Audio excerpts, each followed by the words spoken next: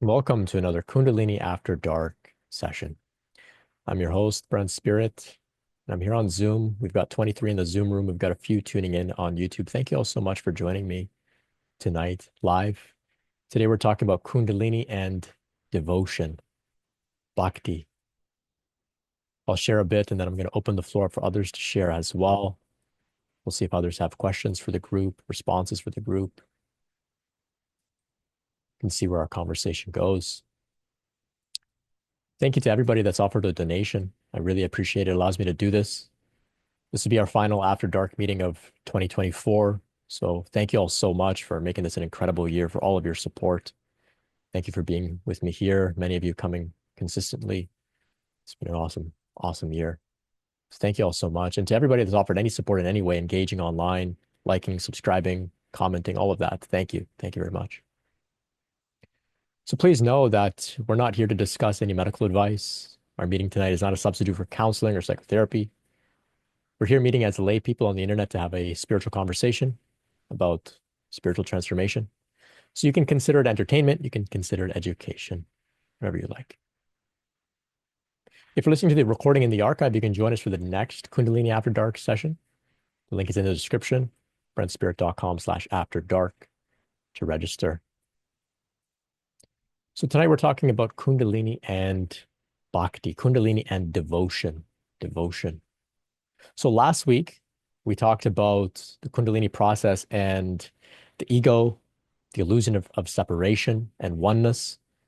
And we came at it from an angle of what we may call the masculine or the mind-based approaches to spiritual development. For example, self-inquiry, right? Trying to understand the ego, the mind, trying to see beyond this illusion of the separate sense of self with the mind itself, right? And very effective, very powerful practices. And of course, they can bring us into a state of oneness as we use those practices of inquiry to see beyond the ego. And we begin to dissolve into oneness. Following that experience, for many, on its own, the heart begins to open. Heart begins to open. And when the heart begins to open, it brings about what we may describe as bhakti, right? So the yogis call it bhakti, right? The path of devotion. So the way I like to use bhakti is to see it as an emotional relationship with God, the divine, source, Shakti, the self, right? So it's an emotional relationship. It's an emotional felt experience in the body of awakening, of self-realization, of enlightenment, whatever words you would like to use. It's an emotional experience. And this is felt in the heart. And as we know, the heart, right, we can't will it open with the mind. We can't use a particular mind-based approach to open the heart. That's like trying to force a flower open, trying to force a flower to blossom. You can't do it. It's impossible, right?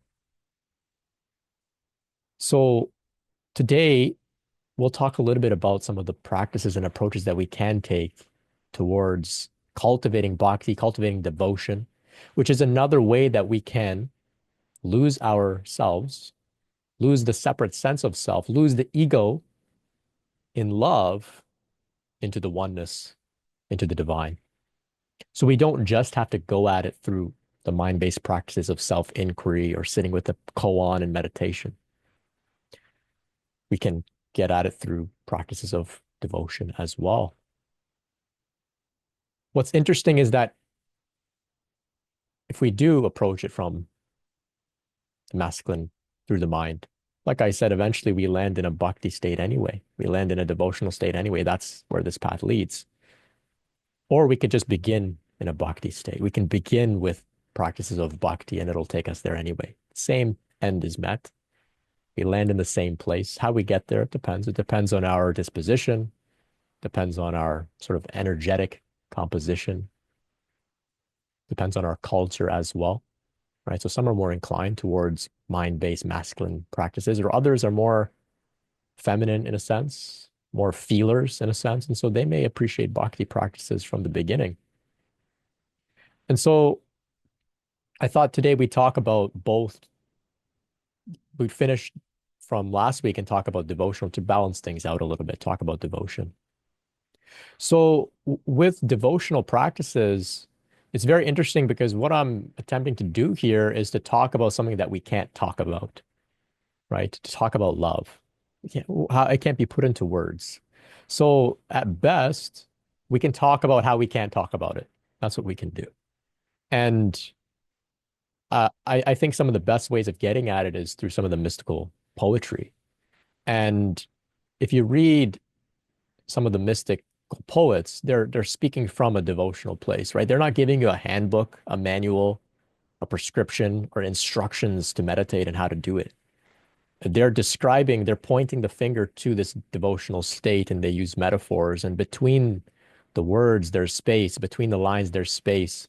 After each poem, it opens up a spaciousness in which perhaps you may fall in. And so Rumi, he describes um, being drunk, being drunk on the wine, being in love. And he's talking about being drunk on God, being in love with God, right? So while some of the poems make great love poems, you can send to your crush or whatever, they're actually for God, all for God, right? All devotion, all bhakti, right? So there's some poems here that I found, rather they found me, maybe you could say, but they describe here this distinction between using the intellect to get at things versus just allowing like the heart to do what it does. So Rumi shares here, I drank that wine of which the soul is its vessel. Its ecstasy has stolen my intellect away. A light came and kindled a flame in the depth of my soul, a light so radiant that the sun orbits around it like a butterfly.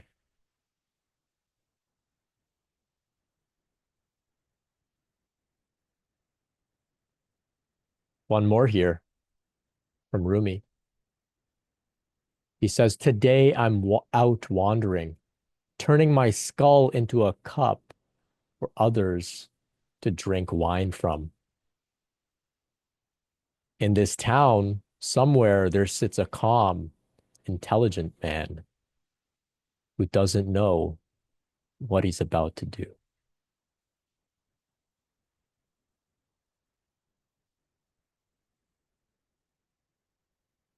So there was a experience I had. I ended up in some sort of very exalted state, a very God intoxicated state through deep meditation practice. And I remember this bhakti overflowing from my heart, this devotion overflowing from my heart. And I longed to express the magnitude of what I was feeling. And I thought there was no words, there's nothing I could do. There's no way I could plead my case for how much love I have for this path, for God, for the divine.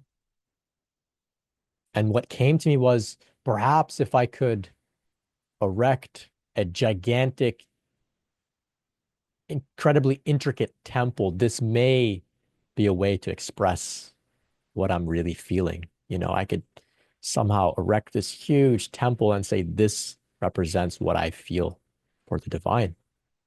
And I thought even that wouldn't be enough. But in that moment, I understood why they use architecture. It's to try and say, hey, this is the best thing I could do to try and express what I'm feeling. I can build this gigantic building and decorate it and, make it by hand and everything. And still, it doesn't really capture what one feels. And so it's a little bit, in a sense, somewhat frustrating because unlike some of the more masculine concepts within spirituality, where we can really pick apart the language and the nuance and try and discern exactly what the state is. Some of them we can even measure in, like brain scans. We can see what is happening in the brain in these deep meditative states. So we can actually quantify it in a sense, right? Logic, reason. Whereas these emotional states, these intoxicated states, we can't. So it's a little bit, in a sense, frustrating. You have to just give into it. And so just, yesterday I began to read some Rumi. I was called to read some Rumi, and I have this book. I haven't really cracked it open until now. This is um, The Soul of Rumi. This is some translations by Coleman Barks, and in it, they talk about the story of Rumi, and there was another, really devotional man named Shams, and Shams was looking for a friend, and he couldn't find someone to relate with, to really understand the degree of devotion that he felt. And through the flow, he eventually found his way to Rumi, and they began to, engage in a really deep friendship, a deep intimacy in which they both could relate in these devotional states together. And then one of the stories go, I think there's different versions, but one of them says that, Rumi's community became jealous of Shams because he was taking Rumi's attention, and so they killed Shams. And then Rumi was in immense grief. He longed for Shams to return, and this began the next phase of his journey, expressing his longing for Shams. And so, even though some may not feel in the presence of God, in the presence of the divine, of Shakti, of Source, the longing for God can also bring you into these states as well. The longing for God has a beautiful sadness to it, a sweet sadness to it. It's difficult to describe. There's this deep emptiness and loneliness, and yet it still evokes a very deep state of having an open heart. And so perhaps you're listening and you say, I don't really feel that. Well, the part of you that wants to feel that, you can cultivate it. You can stoke that fire, that longing, that pining, that search for God, and God responds. God responds. Right? So we have to be able to also let in God into the heart. And this takes some degree of practice. It takes some degree of openness, surrender. It's something that we have to actually explore. It doesn't happen just in a flash per se. It's something that we have to kind of learn to move with. And it's a journey in itself, and it is a genuine relationship. So it's like devotion, bhakti is an emotional relationship with God, with the divine, with Source, with Shakti. And a relationship, like any relationship, has to be cultivated over time. Trust has to be built, safety has to be built, experiences have to be shared. And that is an ongoing journey. So what an exciting thing. It is similar in a sense once we begin approaching the heart, the path of bhakti. It's very similar to, going through puberty and learning and discovering that there's the potential for love with another person, right? Romantic love. It's like that degree of excitement, but now it's in a different dimension. It's like you can have a similar, if not far more profound experience with God. And it's something to explore, not to rush, and to allow to blossom. And it's absolutely intoxicating. Absolutely intoxicating. Right. So this is the feminine approach, right? No concepts. It's just celebrating, really, just celebrating. And so many ways, right? This is where kirtan comes from. This is where chanting comes from. This is where amazing paintings and artwork and dance come from, right? This is where people laughing. Sometimes you may, throughout your Kundalini process, you may start laughing. You may cry, and it's not a sadness. It's devotional tears, devotional tears. This is all it is. It's an emotional experience of God flowing through the system. This is your heart responding to the path, right? And these practices, they never have an endpoint. You never beat the game of devotion or bhakti. You can beat the game on the intellectual approaches. You can get the answer to a koan and pass the koan. You can get deemed a Zen master, right? And that's it. You've made it, right? Then all that's left is devotion, and there is no end, right? There is no end. You just keep going, keep maintaining that relationship and exploring it and feeling it in the body, right? So no matter how far you go on the path, there's always deeper devotion. Nobody ever really gets to the end because there isn't an end, right?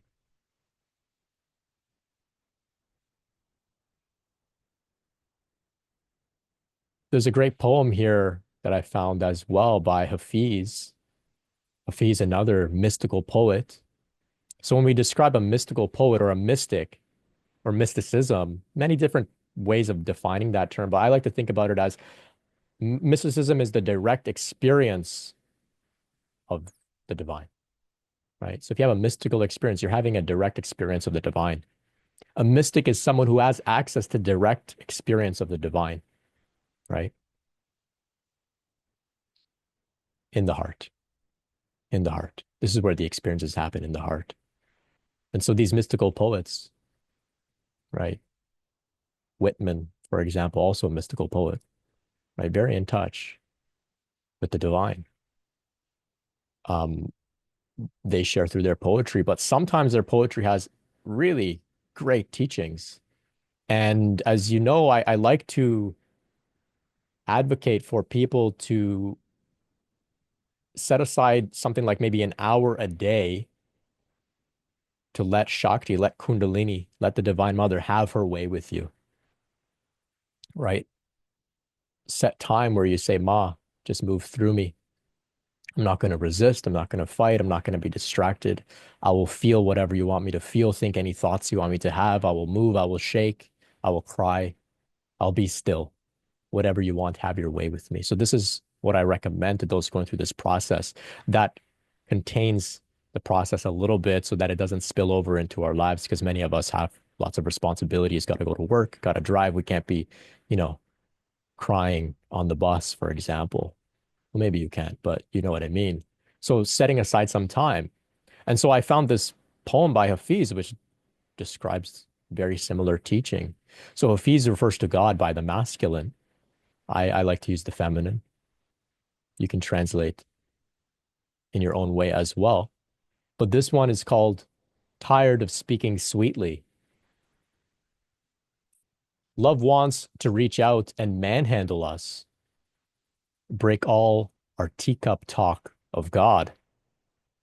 If you had the courage and could give the beloved his choice, some nights he would just drag you around the room by your hair, ripping from your grip all those toys in the world that bring you no joy.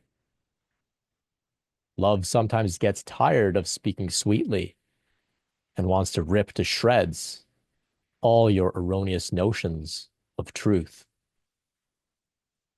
that make you fight within yourself, dear one, and with others, causing the world to weep on too many fine days.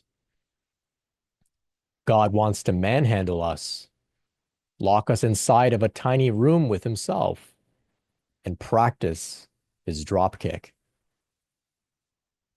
The beloved sometimes wants to do us a great favor, hold us upside down, and shake all the nonsense out. But when we hear he is in such a playful, drunken mood, most everyone I know quickly packs their bags and hightails it out of town.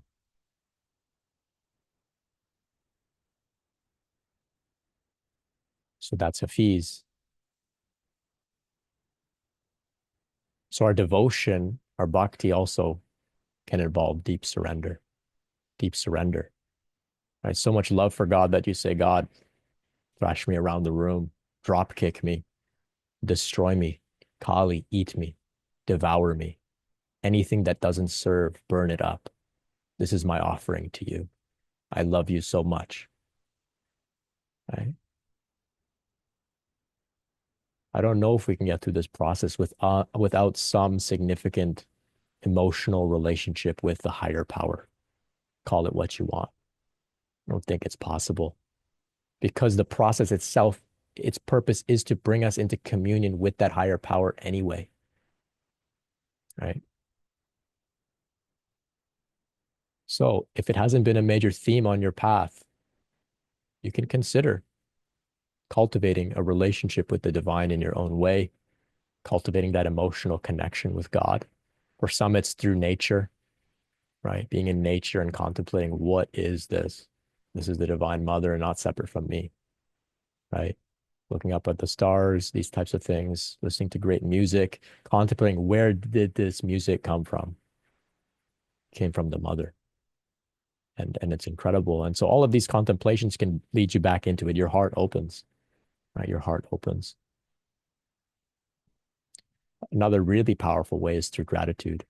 Through gratitude, right? When we're thankful to the higher power, to God, to source, to Shakti, right?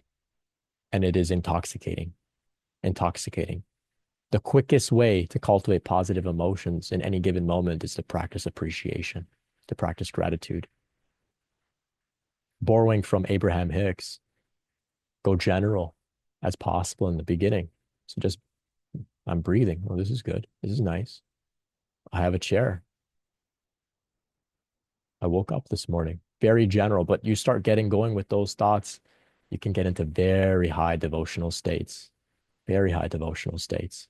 And as you get more in those states, you can get more specific with your thoughts about what you're appreciative of.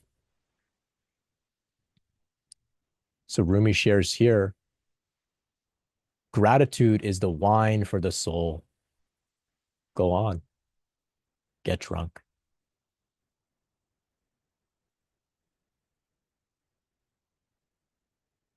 One more. Take sips of this pure wine being poured. Don't mind that you've been given a dirty cup. I don't know what that one means, but I like it.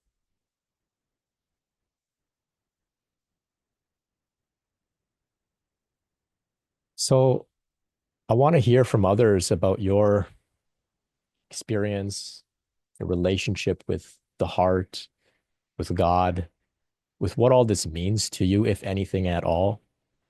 Maybe it's fresh for you. You want to unpack it a little bit. We can see where our conversation goes. Maybe you've got some questions for the group. You can take our conversation in any direction. If you want to move into another theme, you're more than welcome to. We'll let the conversation take a life of its own.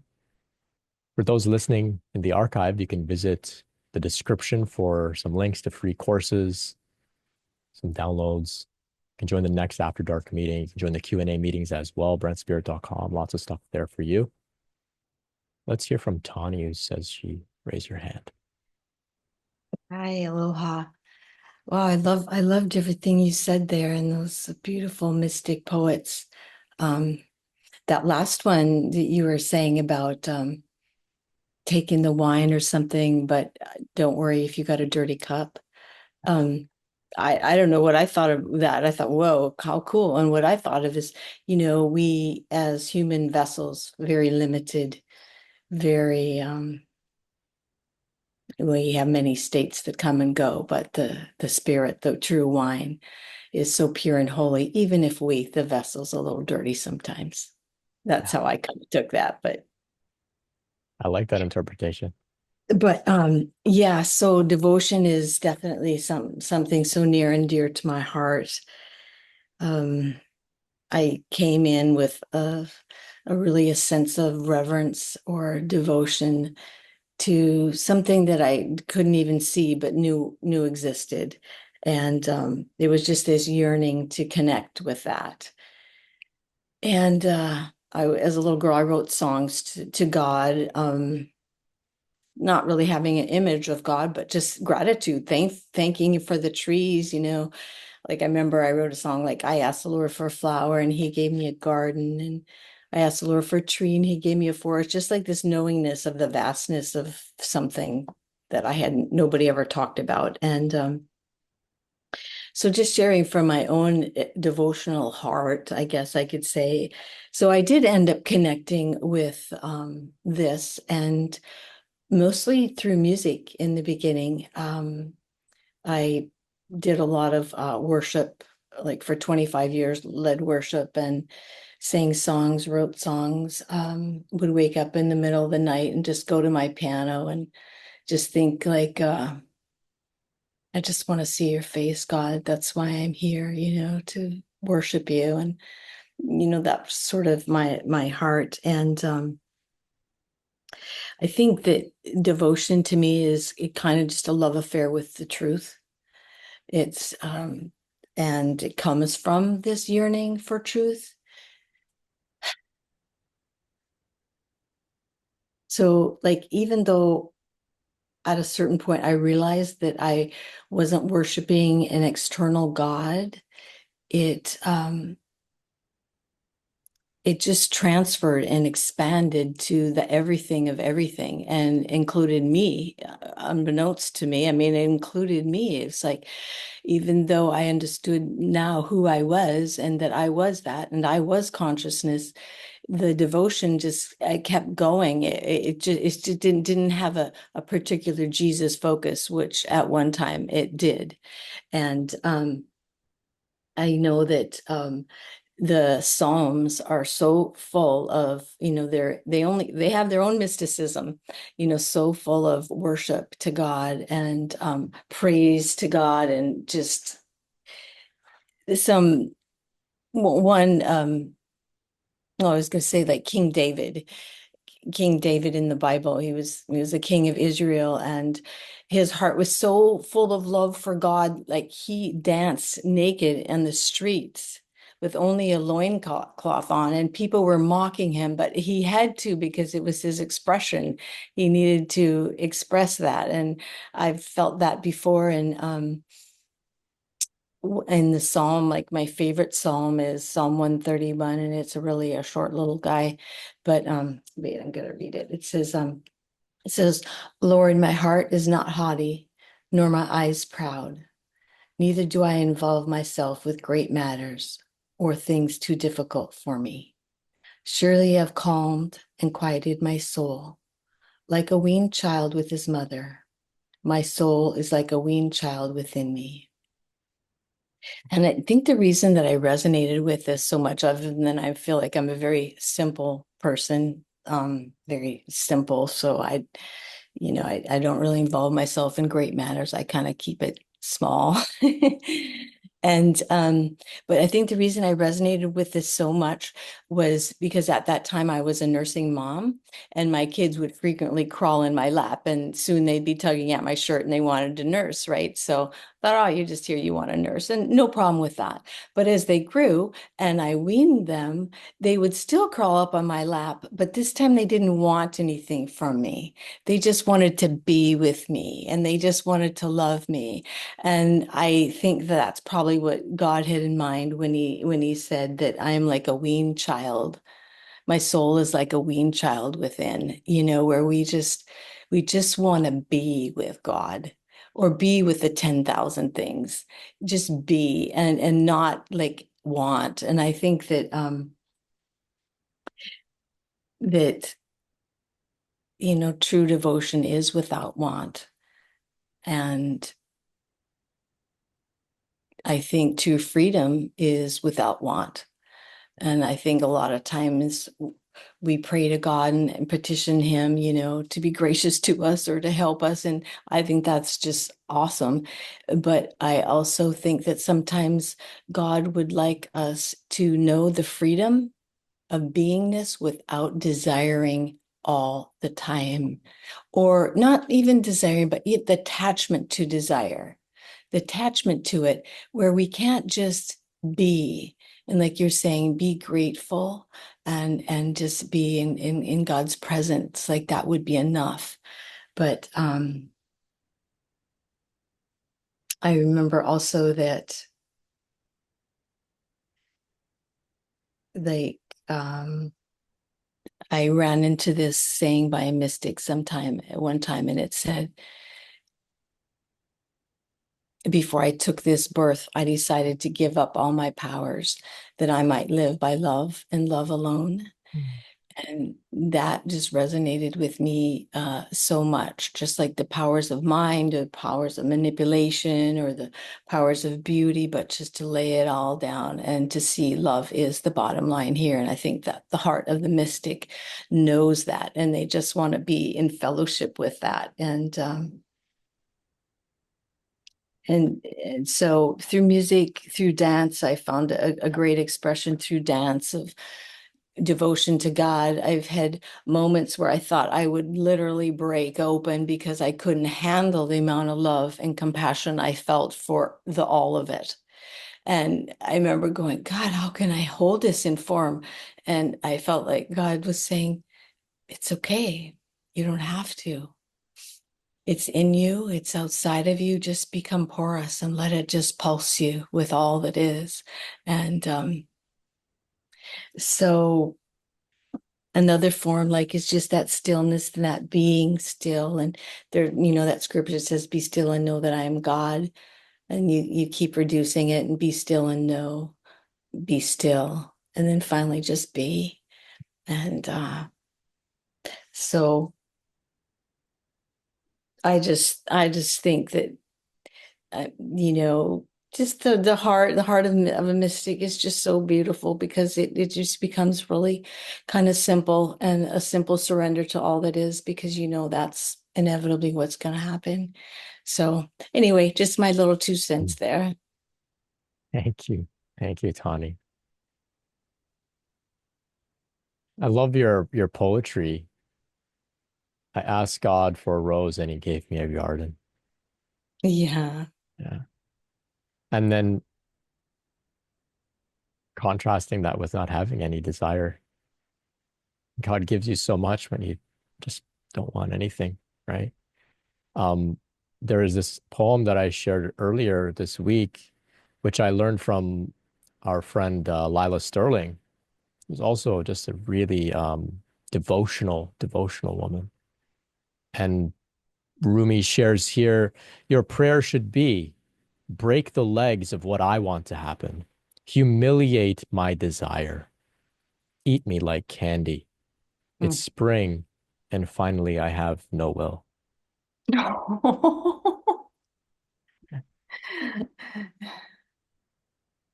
Just to dissolve, Yeah. just to dissolve. Yeah. She has Lila and I did an interview.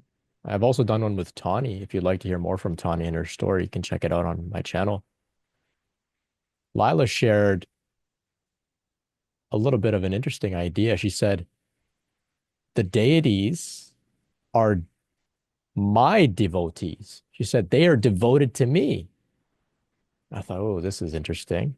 And then so she broke it down and she shared, they're there to serve me.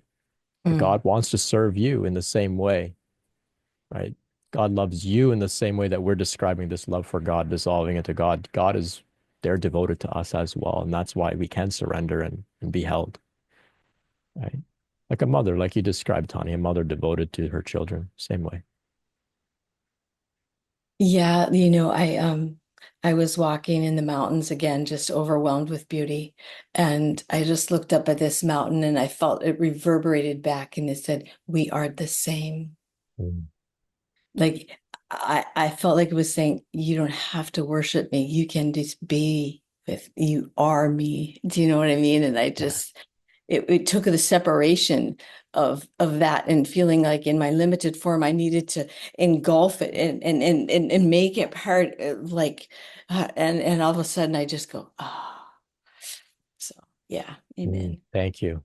Yeah. Yeah, that's taken me to a new place because there's a degree of frustration of not being able to fully embrace it all or Yeah. express it all. There's the limitation of the human system, the nervous system being able to feel it, the language being able to describe it, the rarity of another who can say, I know what you're talking about. That too. There's these deep frustrations can also come about when in this space of devotion as well. So that takes me to a new place. So thank you, Tani. Beautiful. Thank you.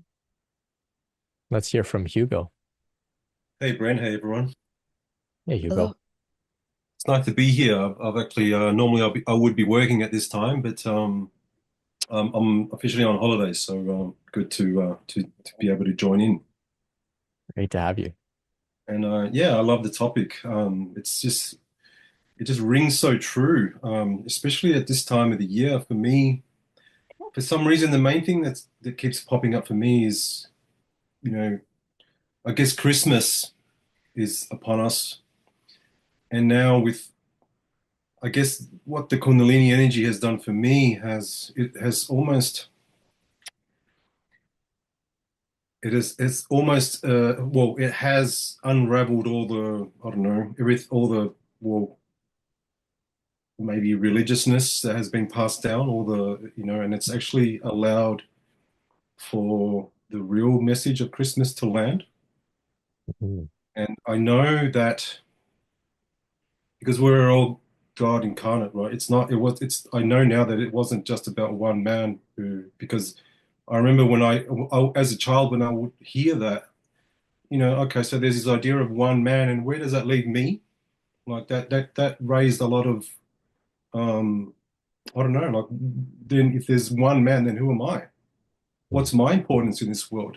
Where is my relationship to source? And all that has slowly just started to become, dissolved. And now I know myself as that one. I understand that scripture. I'm not religious at all. I was born into a Catholic environment with all those stories passed down, and now I know that. So I guess if we talk about bhakti or devotion, or I know that this expression is God in action, or God in what we call God. So I'm that one, whether it's at the Christmas dinner, at the table with the family, and I'm the one who brings remembrance to everyone in my field of who they truly are, the Christ within, not about some external thing. That we are all that, and there is so much that's landing for me at the moment. It's just coming through, and it's been bombarding me, especially at this time of the year. Well, most of the time, but especially now, yeah, especially along the Christmas story. I wanted to share something because one of my favorite, I guess it's one of my favorite people who describes this is Neville Goddard, and I just wanted to share his experience about what Christmas really is. If you're happy to hear it, but Please. anyway, so he says here. So before awakening, there are barriers that separate God and his image. But once his objective is achieved, God awakens to the awareness that he and his image are one. This is a story the world celebrates as and calls Christmas. Christmas is not the incarnation of God, but the awakening of man as God. Having fallen asleep and entering his image, God made it a living being. In Blake's case, it took 1800 years. Why does it take one 2000 and another 1000 years to awaken? It depends upon the degree God is lost in the dream. To what degree are you lost in your dream of success? Your world is your dream pushed out. When you can persuade yourself 100% that you are successful, success is yours. You must become so intense that you completely forget it was only a desire. You must tame the wild, the new state you have entered until its naturalness causes you to forget all else. That is how God became you. So Jesus Christ, God's pattern of salvation, which now I have known this pattern of salvation is Kundalini, the process of Kundalini, begins to unfold as you awake and resurrect from the tomb God entered. Being life itself, God entered you, his shadow, which has no life of its own, and made it alive. Entering death's door, his image, God, lay down in the grave of that image in visions of eternity until he awakens.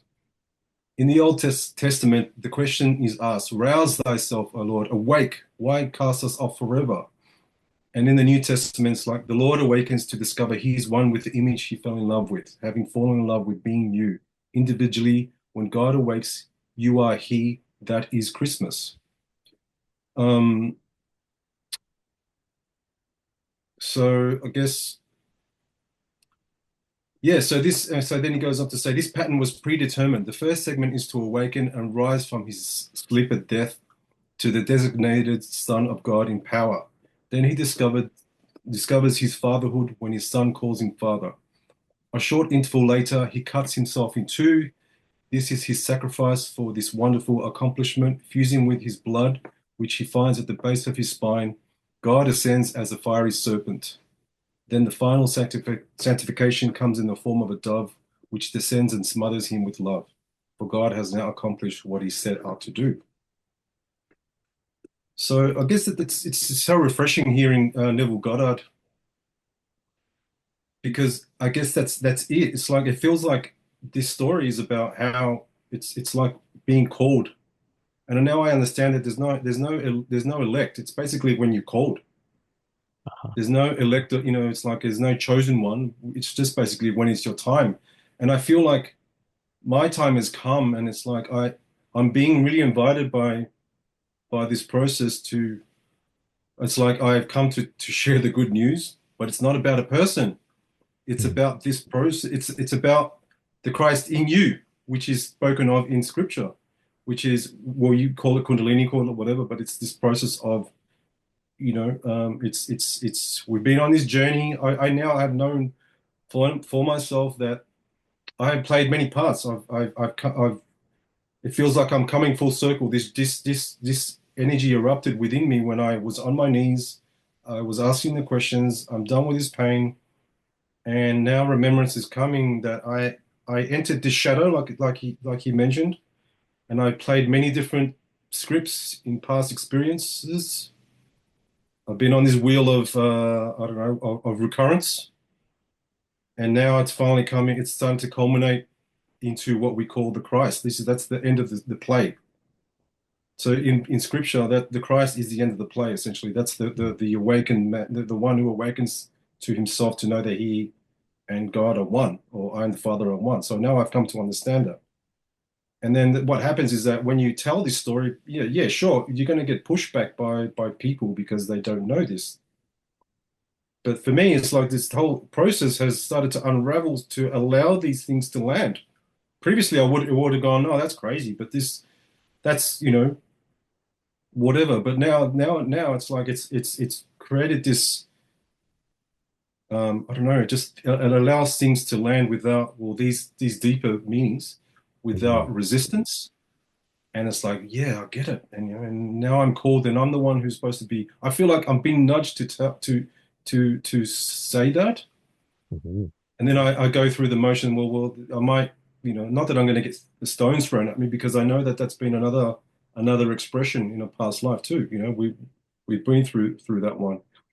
Um, so I guess that's the invitation, because when you're totally open, I realize that now I'm just being, I guess Bhakti for me, or is having that relationship, is being totally honest, totally open, totally engaging, being that, being expressing like the unmanifest, being unmanifest of the non-manifest. So I'm the one who needs to express this, and it's like I'm getting nudged so much, which is a little bit painful, but I'm up for the task. I really am. I really feel like, because when there's this idea of someone else coming to save you, that's it's not true at all. It's not true.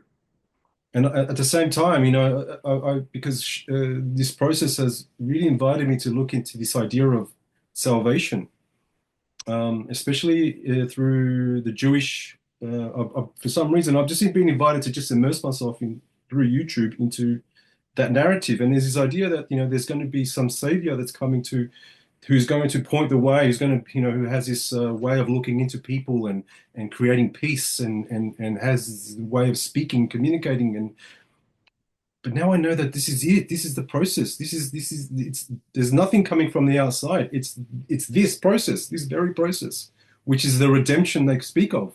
They're speaking of, when is the redemption coming, and they're looking towards skies. And I Mhm. know that this is it. This is what they're speaking of. It's an internal thing. It's the redemptive process to, and now I understand that, because they talk about, with when once the redemption, the third, something about the third temple is going to be rebuilt. But I know that that third temple that they speak of is when each of us is called.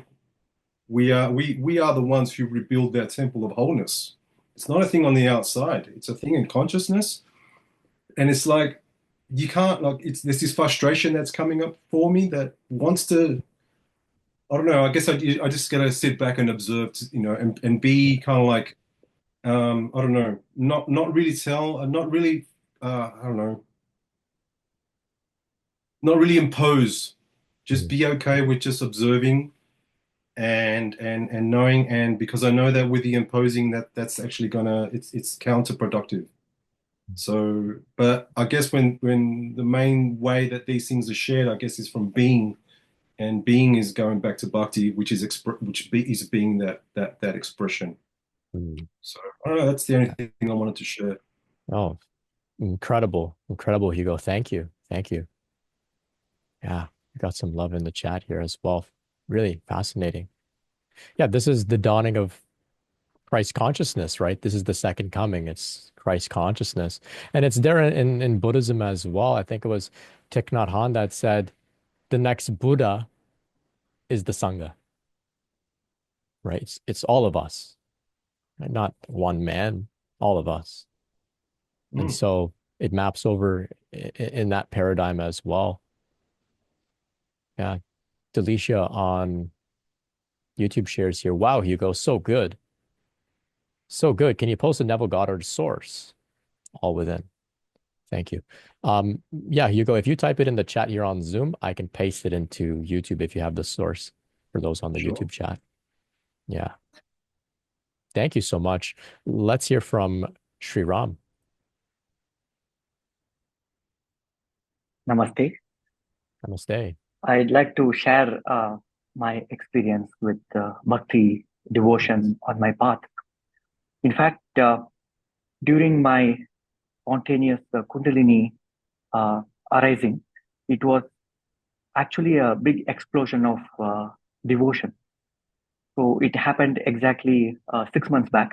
In fact, on summer solstice day, it was during a deep healing, deep sound healing ceremony.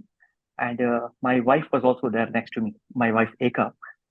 So when the Kundalini arose and my body went into all kinds of spontaneous kriyas, there was this huge welling up of devotion towards Eka. My hands were folded and I was seeing her as Shakti herself.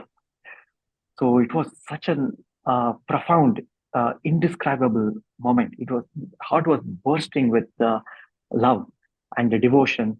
And in fact, the facilitators were, they told her, "So please contain this person. Please place your hand on my heart." So that was one of the peak experiences that I've had. The Kundalini was so uh, uh, beautifully expressing through the heart chakra. And I'd also like to share a couple of experiences. My uh, whole childhood, I was drawn towards the path of bhakti.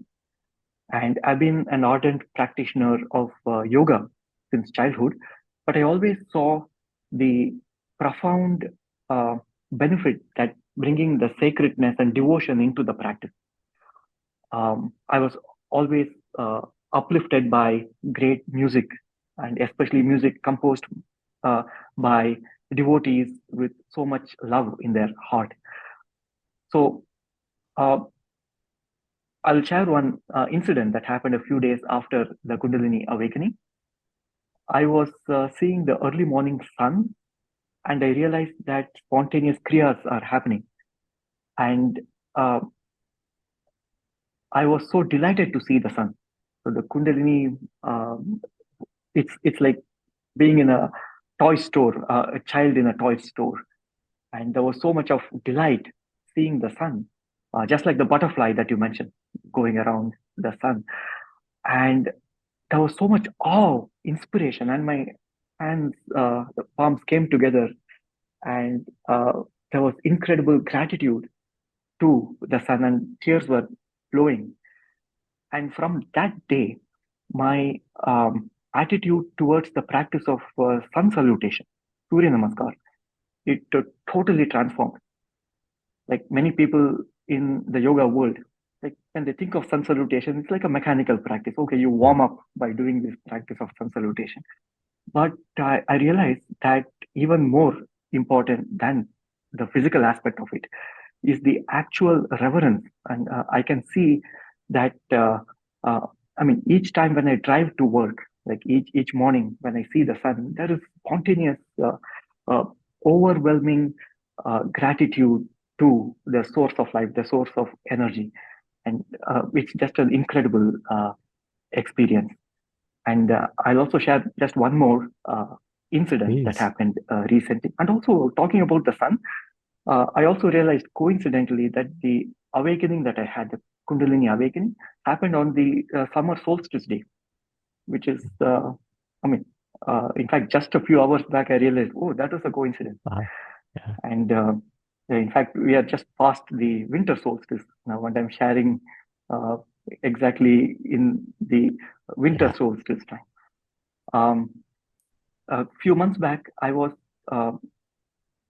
so I lead yoga therapy sessions, and I usually go to the venue a few minutes before to sit down, settle down the mind and body, and meditate for some time. So one day I went there about half an hour before the actual session, and I was meditating, and as usual, spontaneous kriyas started happening, and my hands came together in the prayer position, and somehow my body turned to the right side, and I was having my eyes closed, and there was an overwhelming feeling of gratitude and devotion and love. And when I opened my eyes, I was actually facing this picture of the great sage Swami Vivekananda. So I was not aware of, I've seen the picture so many times before, but I was not aware in that moment. Oh, I'm facing this. So I could see the eyes of the master, Swami Vivekananda, and piercing through my eyes. It was like a mini Shaktipat experience for me. And there was so much of overwhelming gratitude and love for this master of yoga, master of, uh, he, it was just an indescribable moment for me. Yeah, that's what I wanted to share. Beautiful. Thank you so much, Shiram. Thank you. Thank you. I imagine that some listening in may be curious about taking a yoga class with you. Can you tell us where you're based and how people can find you, Shiram, if they want to connect with you? Oh, most definitely. I live in the San Francisco Bay Area. And if you just Google my name, you will see my yoga offerings. My wife and I, we have a non-profit yoga school, Eka Shri Schools of Yoga. Website is very easy to remember, ekashri.yoga, EKASHRI.yoga. And yes, we would love to welcome you for yoga sessions. We also have remote Zoom sessions as well. Oh, I also wanted to share one more thing. Please. One of the practices that I found incredibly powerful in the path of Bhakti Yoga is to remember and to learn about devotees, the life stories of devotees. Because sometimes connecting with the divine or the God, there is some kind of a separation that they are far superior. The divine is so distant. Whereas when we learn about the life stories, how they lived their life, how do they express their bhakti, it is so inspiring.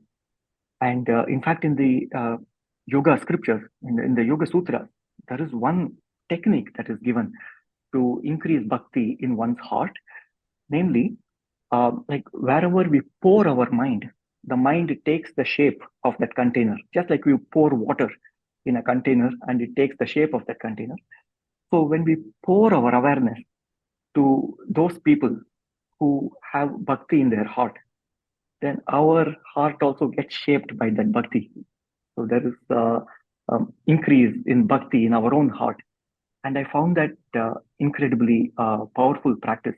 In fact, back in India, so when I was growing up, my father used to recite a long list of names of great bhaktas, of great devotees. And it is said that by remembering this list of bhaktas every day, our own heart gets purified. So I find that in my own experience, it's such an amazing practice just to remember the great people, the great saints, and drawing inspiration from them. They are like our inspiring role models. So I find it an amazing practice in bhakti. Yeah, beautiful, beautiful. Thank you. Thank you. Yeah, and we have the fortune of being able to view some pictures, for example. I think there's even some video footage of some great saints with immeasurable bhakti, right? Anandamayi Ma, for example, you view her pictures, like the experience you had with Vivekananda as well, right? We're so fortunate to be in their company. Incredible share, Shiram. I can relate as well um, with those figures that seem to be on the same path as us. They're a little bit more relatable. They feel more like peers in a sense. Um, dare I say that they feel like peers. I was at this Buddhist site here in Ontario. They have many statues, and I was with a friend, and they showed, I think it was the Buddha along with 18 arhats, and arhats being, of course, people that had attained full enlightenment under the Buddha. Um, and my friend said, "Oh, only 18. That's it, only 18." And we turned the corner, and there was the 500 arhats, all statues. And I felt that I could relate with them more than I could with the statues of the Buddha. All enlightened, but the arhats, I could say, okay, these are like, dare I say, I'm very hesitant to say, but oh, these are some of my peers. 500 guys made it. I think maybe I have a chance, right? As opposed to seeing just the Buddha and saying, I don't know if I'll ever get there. Same with all the great saints, like you're sharing, Shiram, to contemplate the great saints that have made it. Incredible, incredible. And you have lots of love here in the chat. Michelle says, beautiful, Shiram. Chung Well says, down to this very second, synchronicities are flowing all around. Delisha shares here, beautiful, Shiram, such gratitude and can just feel your energy. Yes, thank you so much. Beautiful share. Thank you. And you have some asking in the chat here about how they can connect with you. So please type that in the chat as well for us.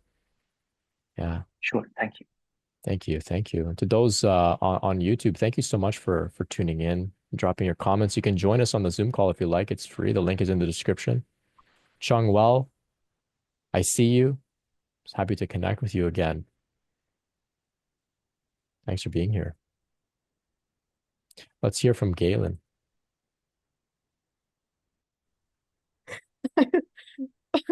Hey Bren, hey everyone. I don't know what's coming over me. I just like God is like laughing through me right now and it like just came on a little bit ago. Um but I'm listening and like I've been observing myself very much so and I think if people have been here the last few weeks, and they're like aware of like kind of what I've been going through and where I'm at right now. And like I did feel called to share because I feel like what I'm gonna speak about are things that could apply to not just myself right now, like temporarily, but others who may be listening in um at whatever point. I I feel like I should preface and start by saying, like, I have felt it. I've felt it. I know it exists. I'm not trying to control the process that I'm going through, but it's very real to feel it and then go back to a place where you literally just cannot access it. And it's different and it shifts every time. And I'm even hearing about like, oh, well, my Kundalini started and it was like, my chest is bursting and I'm like, I feel like I'm gonna like explode with all this love. And I think back and I'm like, when mine happened, like I experienced feeling like I was gonna explode and my chest was open and it was like, it was crazy, but it wasn't love. I'm laughing because it's like I look back at my experience and I'm like, I I don't know if anyone's watched the like SNL episode with what, never mind. I'm not gonna talk about that. But it's like this where people are talking about their experience and it's like, oh, it was incredible and positive and all this love. And then Someone else was like, what are you talking about? A very different experience. And I'm laughing, so like I know it's fine. Um, but I wanted to talk about something that had come up when I was listening just now in the beginning to everyone talking about like such beautiful experiences, and feeling so much love, and like truly I have felt that before. And even when it comes to like God consciousness and like the way that I view God is like it is the collective energy of everyone, and there is no separation, and it is this oneness, and I go into these trance states where like it just comes to me, and it's like it just happened to me like an hour and a half ago in the bathtub actually, where it was like this just like deeper understanding of like God, and then ego and self and all this difference, and it comes to me and I'm like, so like I really have experienced those things. I want to preface it with that. But I'm sitting here and I'm listening and I'm like, I talk to God um daily, multiple times a day, and I'm very open and honest about my experience at this point. Like I'm not trying to come at it with like, oh, I'm grateful for like I'm not trying to force different things. Like if I'm feeling like shit, if I'm feeling this and that, like I come to I'm like, this is how I'm feeling. Like I'm open and honest about that because I want to have an honest relationship with God, with anyone in my life, really. And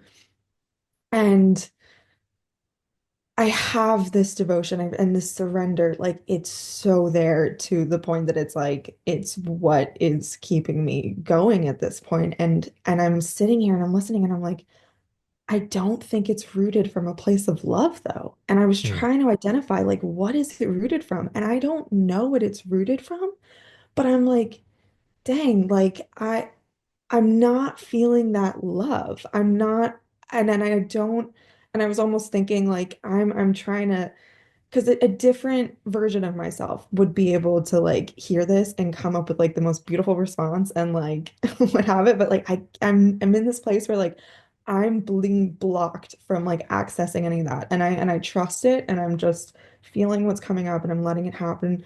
But um I'm just noticing that like it's not from a place of love and it has been before it but like in a different way, and I know it's a process and it's moving, but like for people that are at this point in the process, and it's cyclical. So like I've been at this point before too, many times, even before my awakening.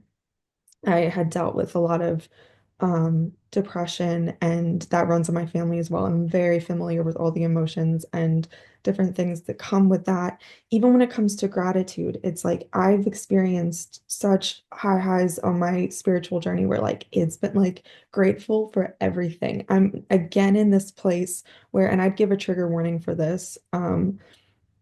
Just because it's kind of suicide ideation-ish, even though it's not that like there's such surrender and I know I have no control that like that's never a thing, and that's always been a difficult thing to explain to like a therapist that it's like no, I'm not actually planning on doing anything or do but like these that's how I feel, and I'm gonna be honest about that. It's like even when you mentioned, the Abraham Hicks things of like being grateful for oh this breath or waking up in the morning, like I'm currently in a place where I'm noticing and I'm feeling the feelings, and I've experienced this many times before where it's like I would be lying if I were to say I'm grateful for this breath. I'm Hmm. grateful that I woke up this morning. I'm not right now. And it's the relationship with God is still there. Um, and the surrender is so there and it's so strong and like it's getting like it really is so strong that it's almost like a little trippy in a sense, and like I have to really work on grounding myself. Um, but so are the it's not from a place of like those quote unquote higher Hmm. emotions or known vibrational states. It's the opposite. Hmm. And I have this happen so often. I feel like my whole journey is like backwards to a degree because I feel I have such a deep understanding for these types of emotions And I'm feeling like in this moment, like I can be grateful for that to really understand that for anyone who's like also experiencing that. Because it's real and it's intense. Um, and I don't even know if I'm doing a great job of articulating it in this moment, but like it's intense and I'm just wondering like and again, I'm not trying to force it. I'm not gonna I've tried that before. I've done that before and I'm like it doesn't I don't know. I'm really like I'm at a very surrendered place. I'm not trying to control any of this and I'm just letting it happen and I'm trusting that this is all happening as it's meant to. But like I do want to be honest about that like that connection with God is there. It's so strong. I'm experiencing all these different things, but like I'm not feeling that love or gratitude. And I'm wondering if you or anyone else on the call has any words of wisdom for, and I'm not necessarily worried about myself. I know that this is temporary and like so I don't I'm just gonna be so nervous. I don't know, but anyone who's listening in who's like who may be in this place or I don't know, just anything in Mm. regard to that. Well, thank you so much for sharing Yeah. so openly and the laughter as well. It's pretty contagious. It's like it happens so often where I'm like, oh, wait, this like, and that's just like God, that is spirit, which kind of takes me out of it in a degree and helps me realize like, okay, like it's part of it, but also like I'm feeling it, I'm experiencing it. I want to vocalize it, not just for myself in this moment or past version of myself, but anyone else who's listening who like I know for a fact is also Mm. feeling certain ways. Well, Blue Star shares here in the chat, the awakening is not linear. Sometimes the opening of the heart comes at a different stage. XOXO, later in the process. The gratitude will come later. I think it's very um, admirable, actually, Galen, that you are in such a surrendered state despite not having this love, bliss type experience. It's easy to surrender into love.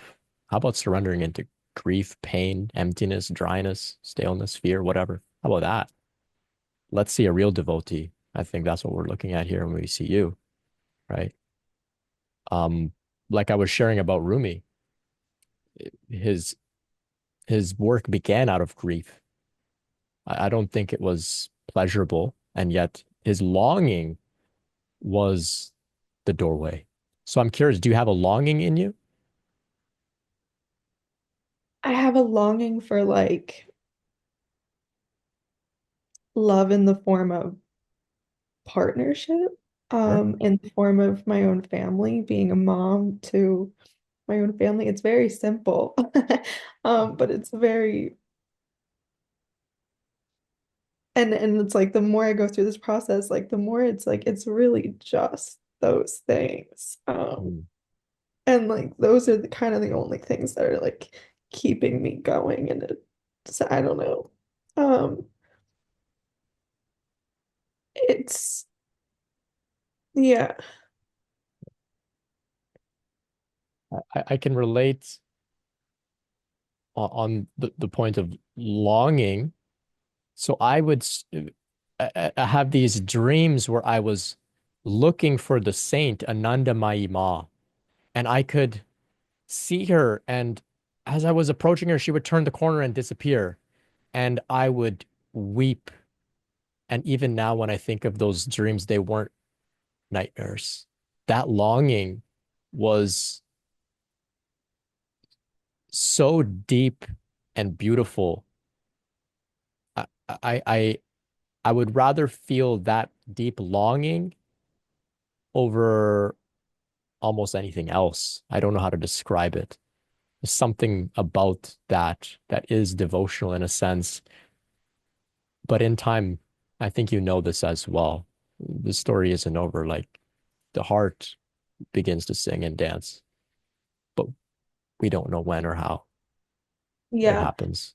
it's weird that, yeah, the longing, it's so deep. But it's weird that there have been so many times in my journey too, um, where, and this is where the surrender really has come up, besides the exhaustion, like just pure exhaustion, like I can't do, like literally take the wheel kind of thing.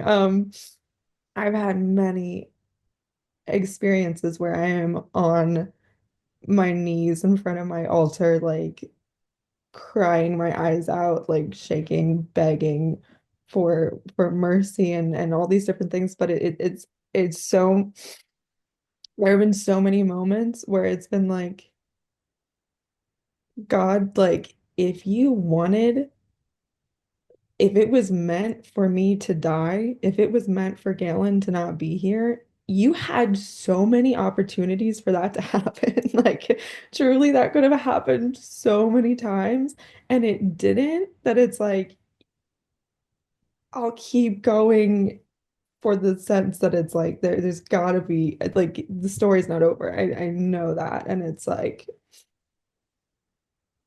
you just gotta trust that you're being taken where you're meant to be taken. And as long as you are like breathing and alive, like it's for a reason. It really is. And I know that. I trust that. I just like the emotions. I feel things really deeply, and those quote unquote lower emotion, like they are so real and they are so intense. And I've felt them for a long, long time, very deeply. And like, just to anyone who's like, yeah, also feeling them. Like I feel you. Thank you, Galen. We got lots of love here in the chat. Delisha says, Galen, thank you for being so vulnerable. Each one's journey is so unique.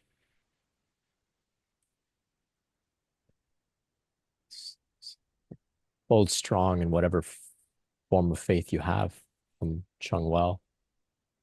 Michelle shares here, Galen, consider the energy of what unconditional love could mean in this moment. The allowance of all things, not always the experience of bliss. I've not experienced much bliss on this ride, but a great deal of devotion and understanding of unconditional love, if that makes sense. So much gratitude and love for you sharing. Thank you, Michelle.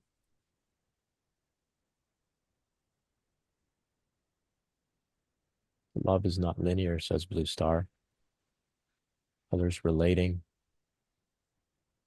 John shares your awakening is a series of softenings. EE shares you're very familiar.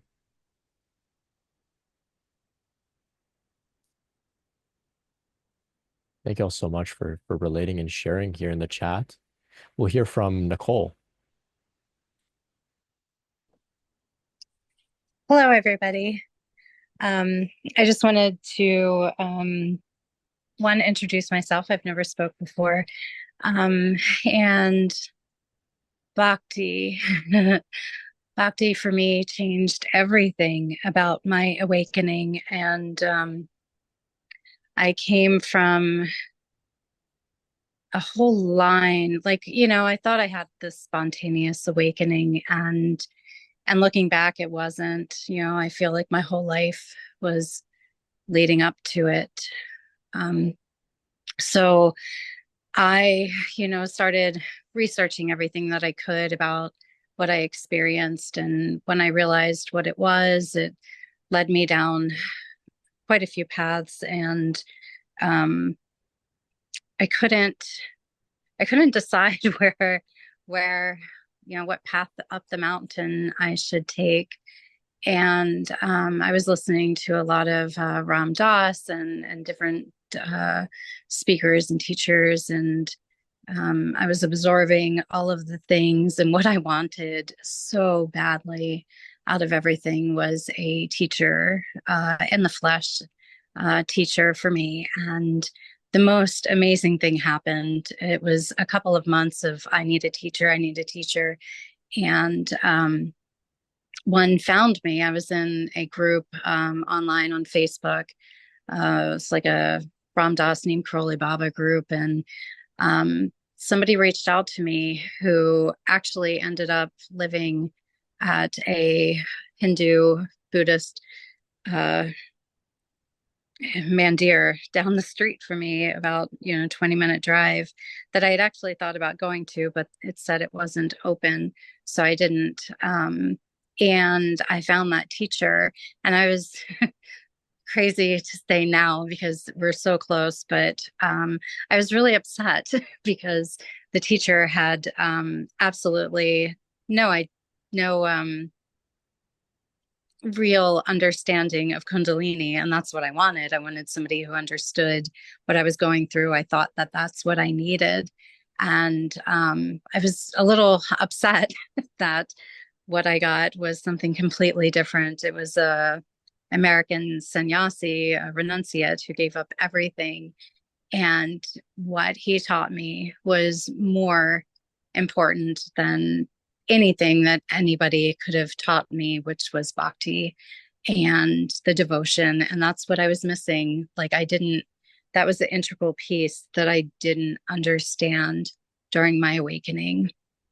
And once I understood that, it was quite a few more months before I would develop a practice of the devotion. And, I would take bits and pieces. I was studying Advaita Vedanta, I was studying Tantra, I was studying all sorts of things that, were coming at me or that I was researching. And I just started to love.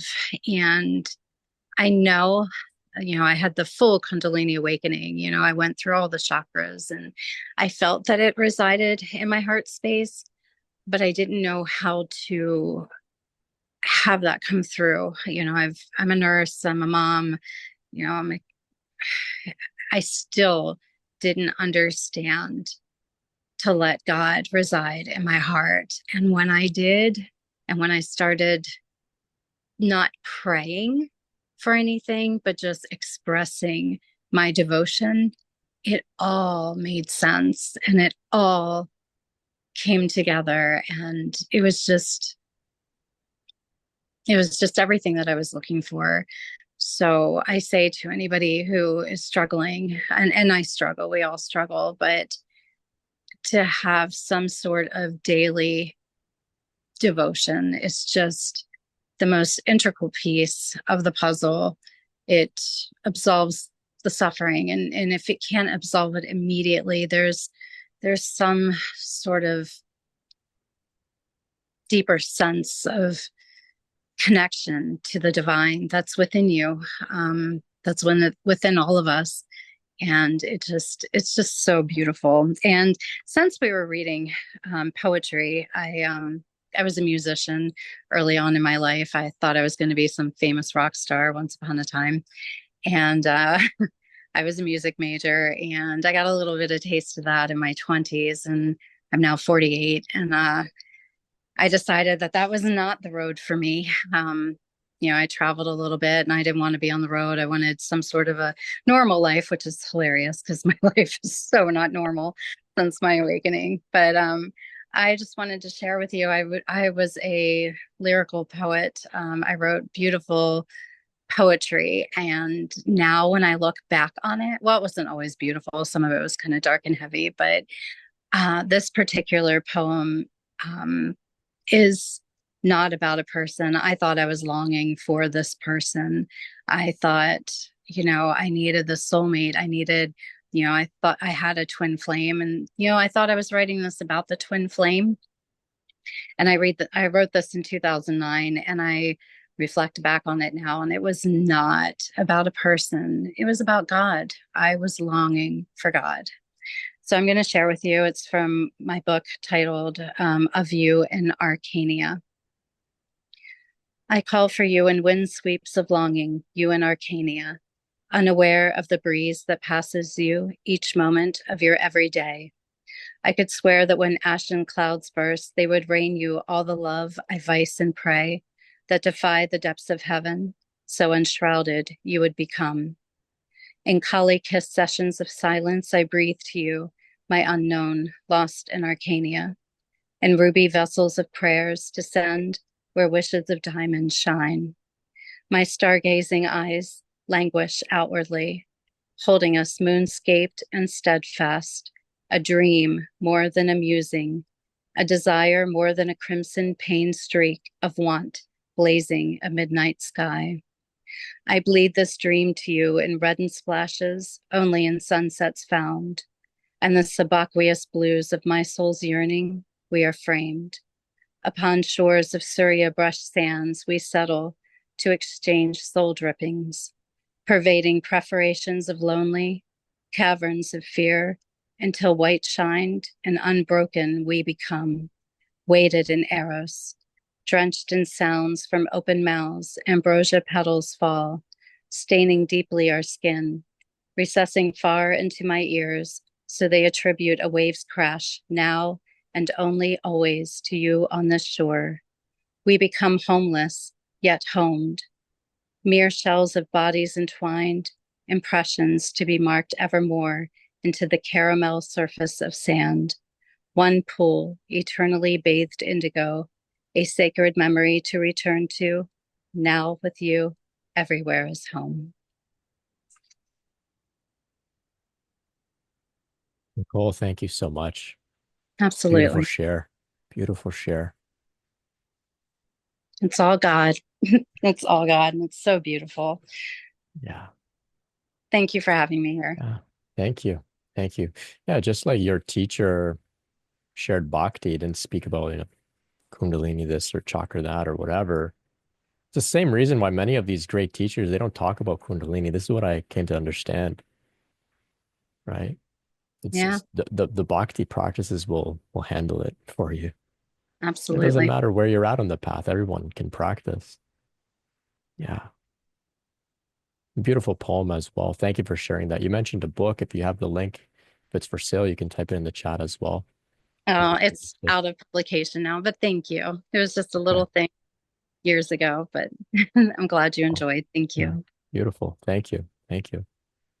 Yeah. On the note of Ram Dass, I heard a brilliant practice the other day.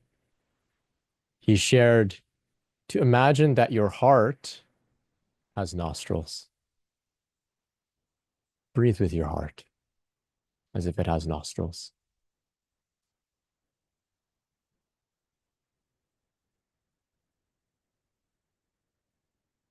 I love that practice. Game changer. Let's hear from Natalie. Sorry, before we hear from Natalie, I just want to share the feedback for Nicole in the chat here. Delisha says, love your poem, Nicole. Thank you for sharing. Everywhere is home. Michelle says, nice, Nicole. Awesome. Thank you so much. Yeah, Natalie, how are you? Hi everyone. Hi Brent. Hey, Natalie. I just want to say how grateful I am to find this community because just listening to all of you, I feel like I can relate to everything you're saying, even if it's, one person spoke about Jesus, another person's talking about Bhakti. I've never heard the term Bhakti before, but now I kind of understand it.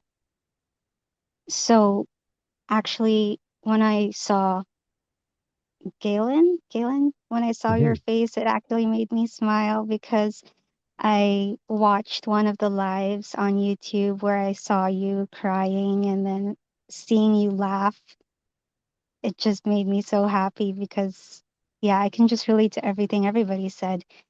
But yeah, over this winter solstice, I think something moved in me. So this is my second call here, and in the last call, I spoke about my experience with struggling with clairsentience with my twin flame. Um, I think what I literally experienced was bhakti over this winter solstice because um, it started off on 12/21 on the actual solstice day. I was at peace. I was just staring at the clouds and I was just like I felt like my masculine finally merged with my feminine. So I just felt the union, the inner union within me. And it was good. But then yesterday, 12/22, I it started to feel weird. Like I was feeling like, why am I not as peaceful as yesterday? Why am I thinking so last time I spoke about my twin flame. So again, it was rising and I was starting to get frustrated and I was like, can I just watch the sky without the thought of my twin? Can I just go 24 hours without the thought of this person? And you know the way Kundalini works, I really relate to Galen because I feel like sometimes I don't know if you're possessed or you're a puppet, but like yeah, you shift through highs and lows and it's you really feel like you're bipolar. And I was yeah, just getting really sick and tired of it. But yesterday, you know, one of the longings I really wanted was just to I I always thought that there was an end to this Kundalini awakening. I was like, when can I get to the final test, like the ending? I was just really longing for that. I wanted to go back to normal life. I wanted to start a career already because like I've been isolated. I just wanted to be normal again. And I was trying, but um last night, something triggered me about my twin.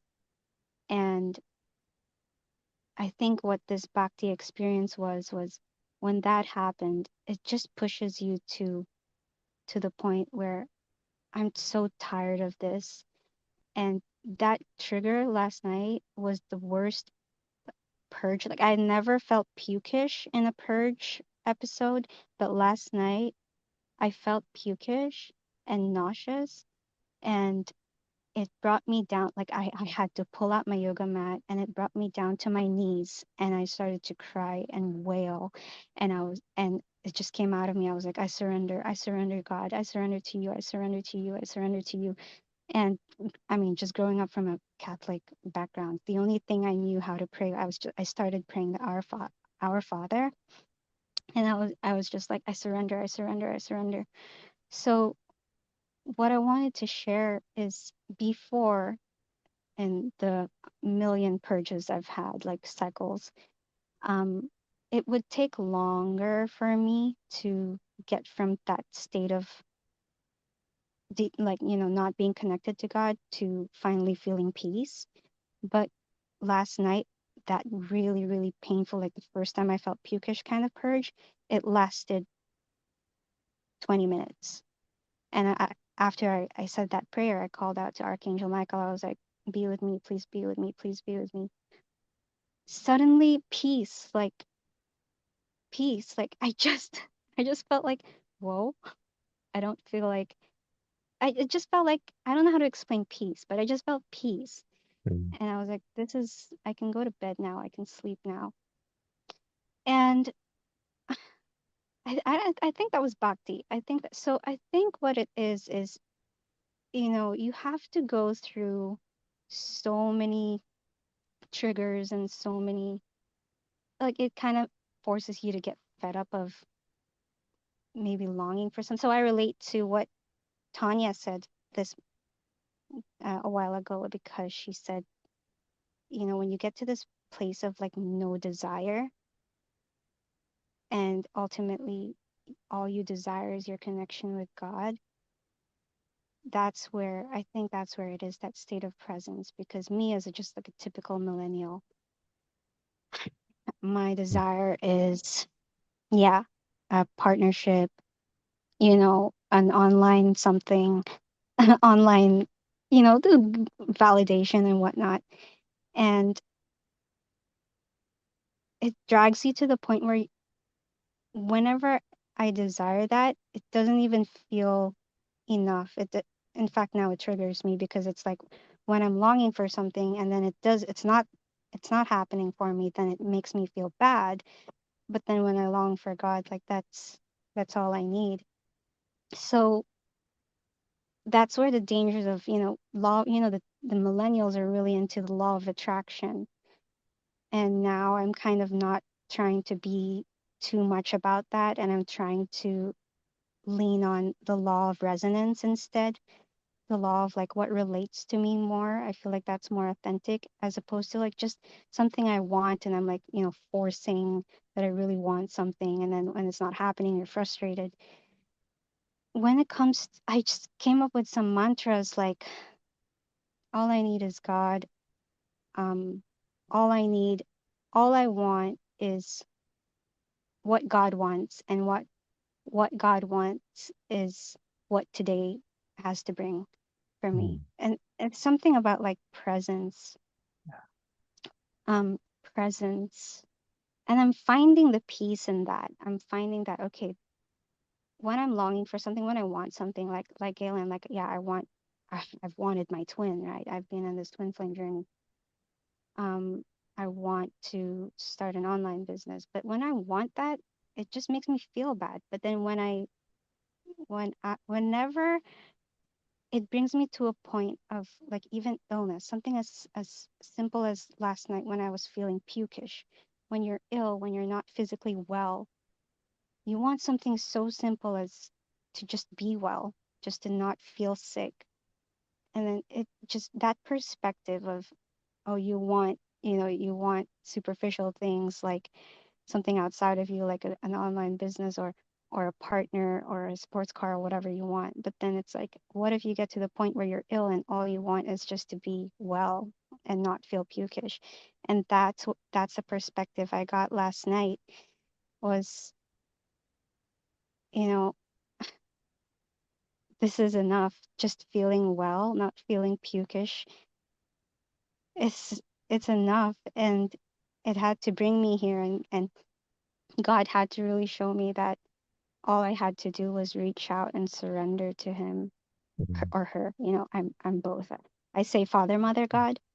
So both. I honor both because of the twin flame journey. I've really had to honor both my masculine and my feminine. And I feel like last night was really purging out my masculine, which is the side of me that's like, in this masculine world, which is very like hustle, future oriented. I'm longing, I want my goals. And that's the biggest thing I've had to purge because that's how I lived my whole life. I'm not comfortable with my feminine side. It was only when my Kundalini awakened when it's like, what's this feminine? What's this feelings? Because usually I'm like, I don't have time for feelings. I don't like the way I was brought up and all my trauma is like, I don't have time to feel. I gotta do, because yeah, that's how my parents brought me up.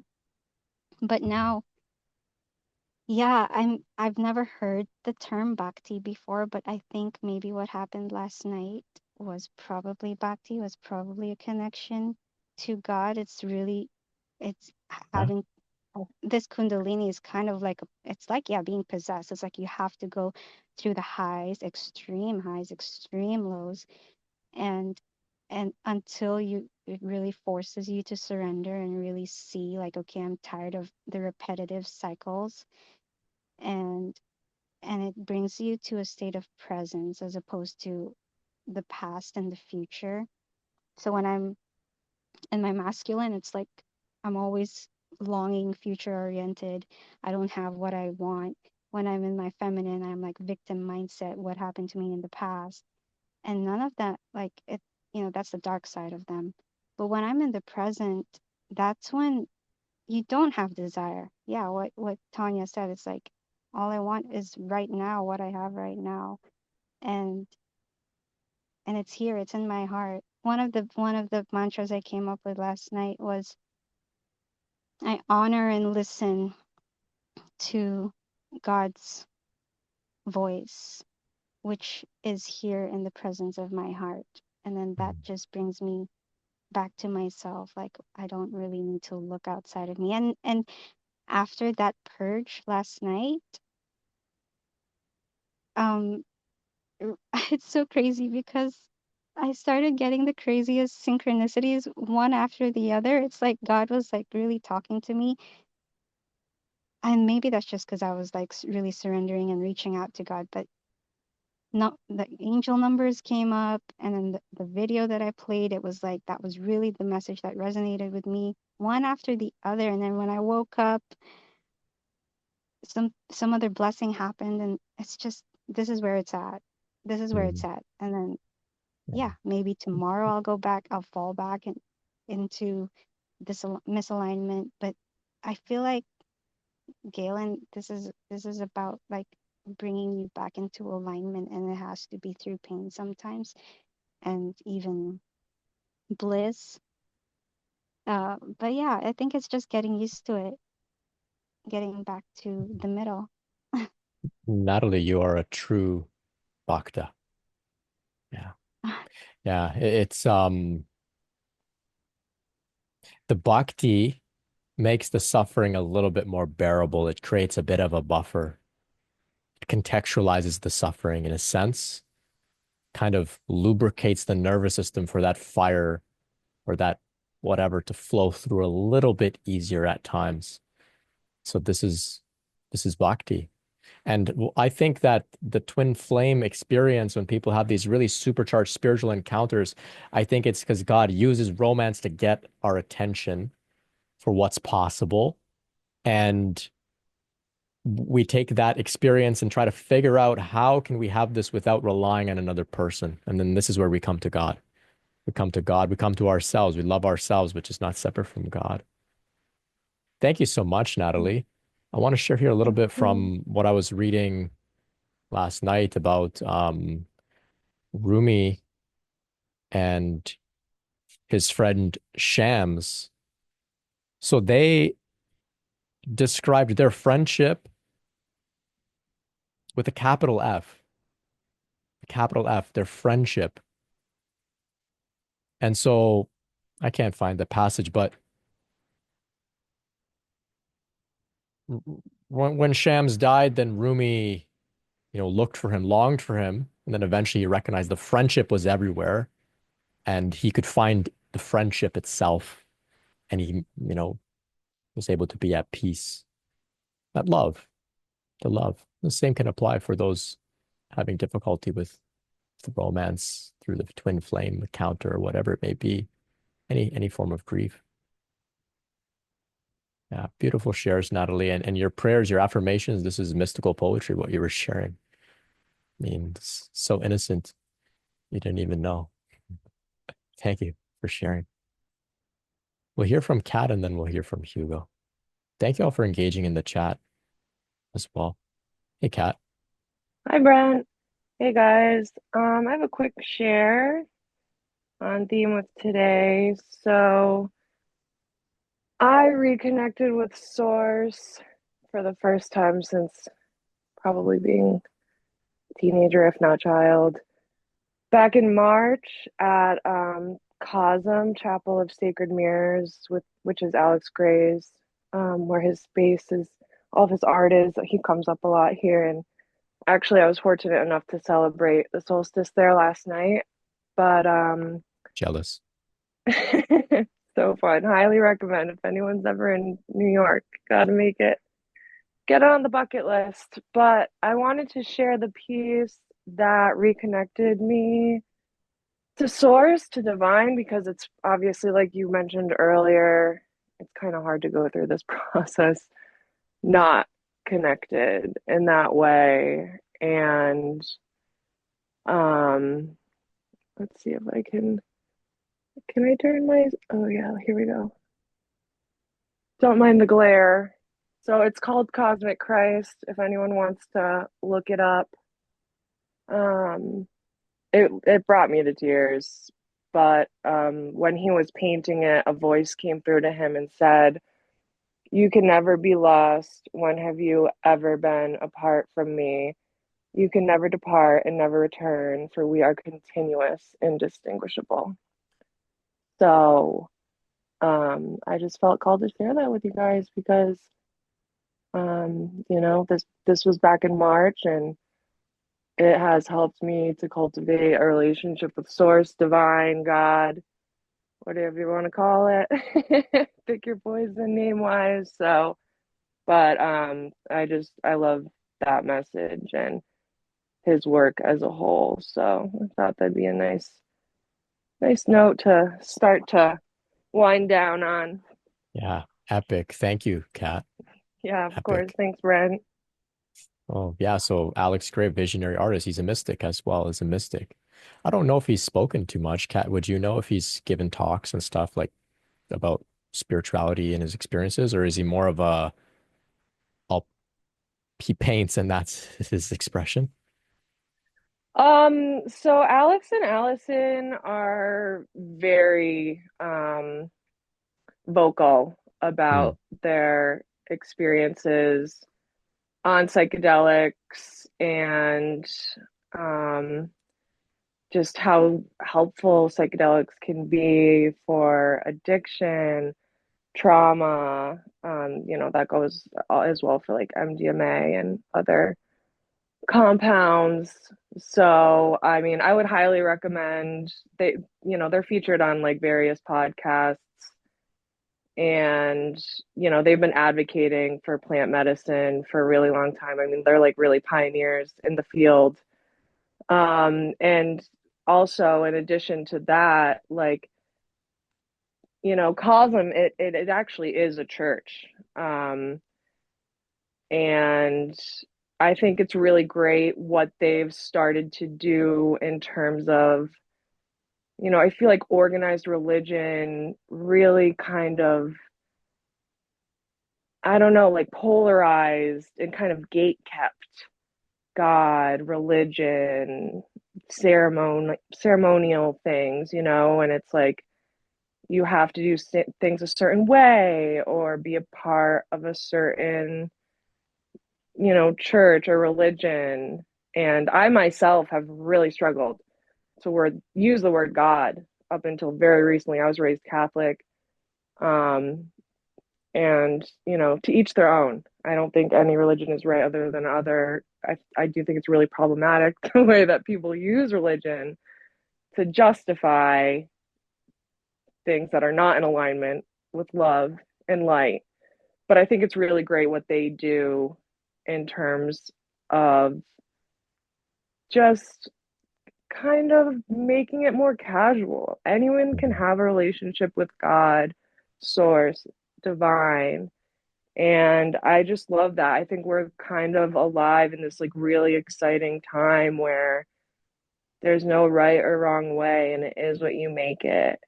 And as someone, I think trauma is a strong word personally for me in terms of like my religious upbringing, but I do know a lot of people that have religious trauma, and organized religion is, you know, has its can be problematic.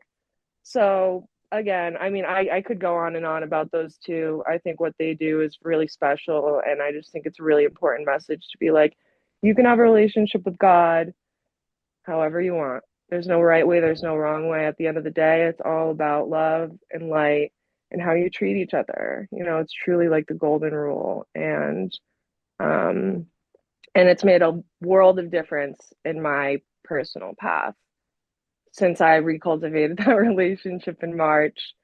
It really was like divine timing. My first meditation when I got home from Cosm that day was extremely powerful, almost unsettlingly so.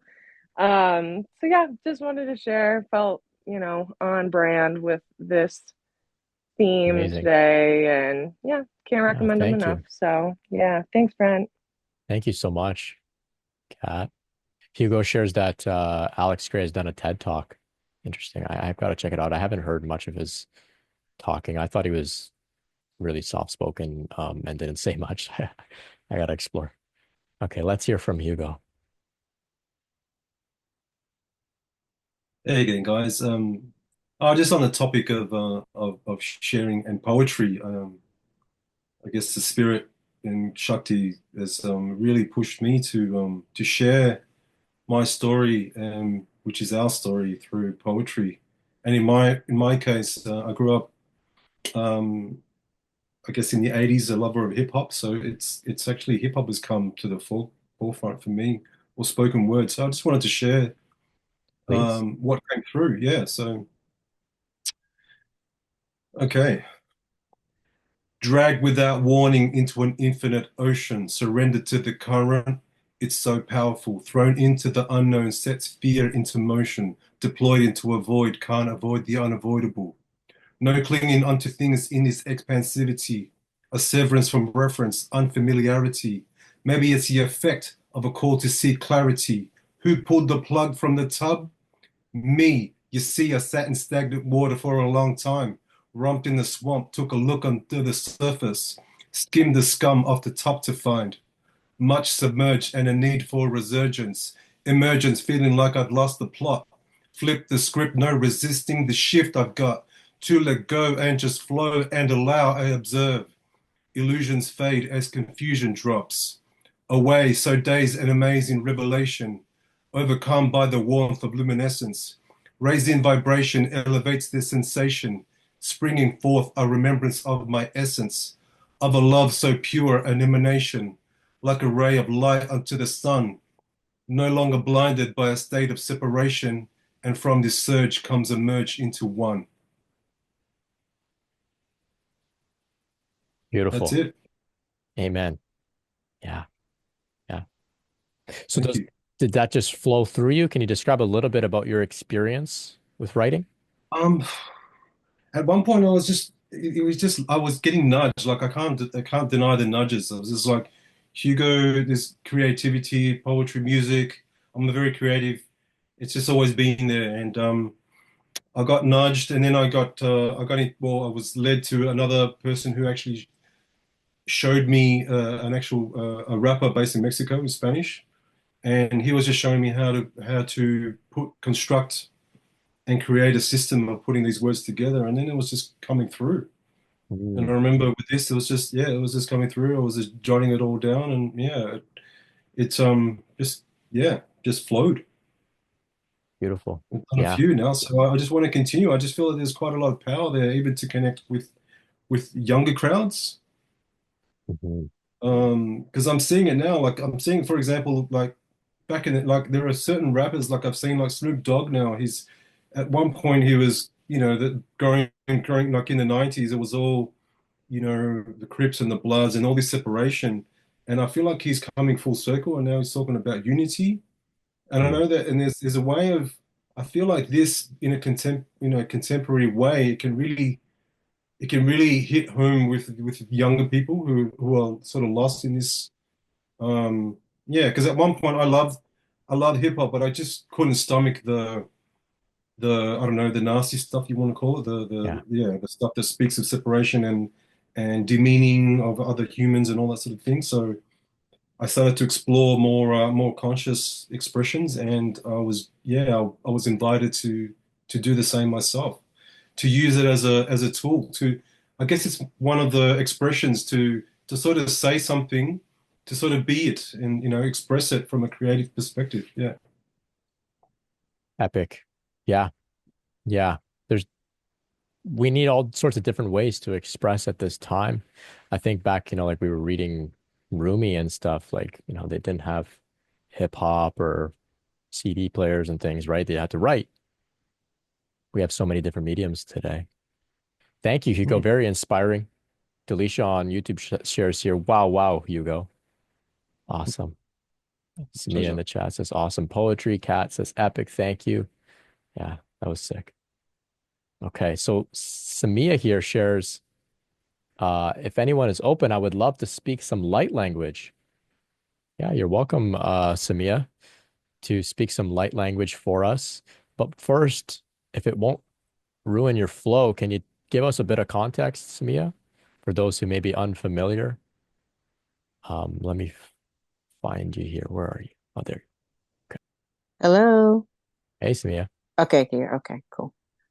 Yes. Well, I've been speaking it for about 2 years.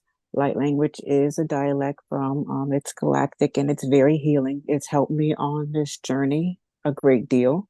Um, and it just came through and flow with ease. And I've been working with someone to enhance my light language as well.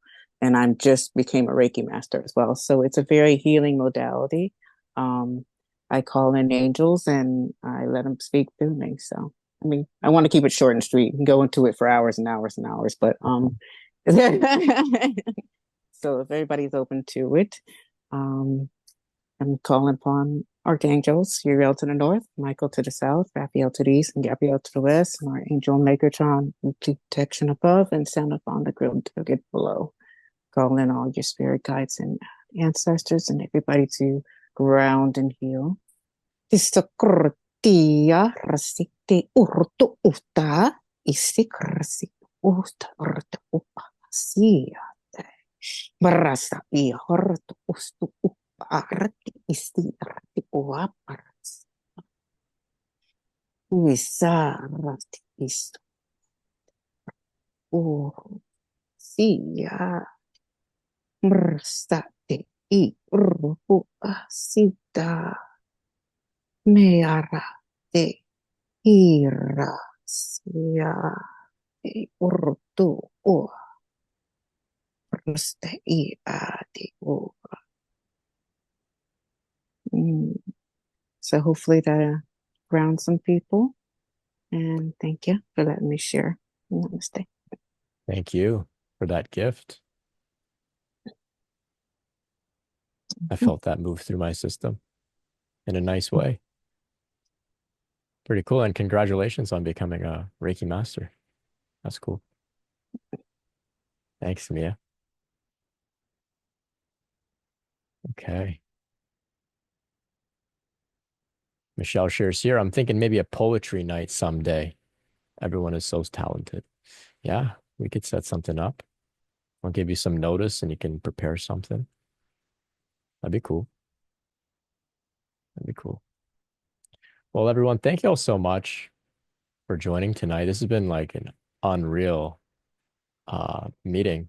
So much bhakti, so much emotion in the call. Really beautiful. Thank you all so, so much.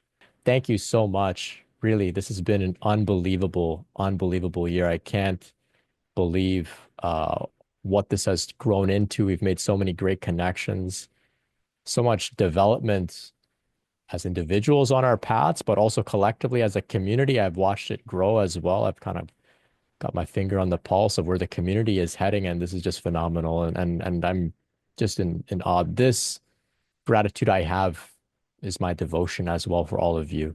So this evokes great bhakti in me for all of your support and being here. So thank you all so much. Really, thank you so much. Wish you all the best. 2025. It's just amazing. Really amazing. Yeah, we'll see what happens 2025. We'll keep this going. We'll see how it grows and evolves.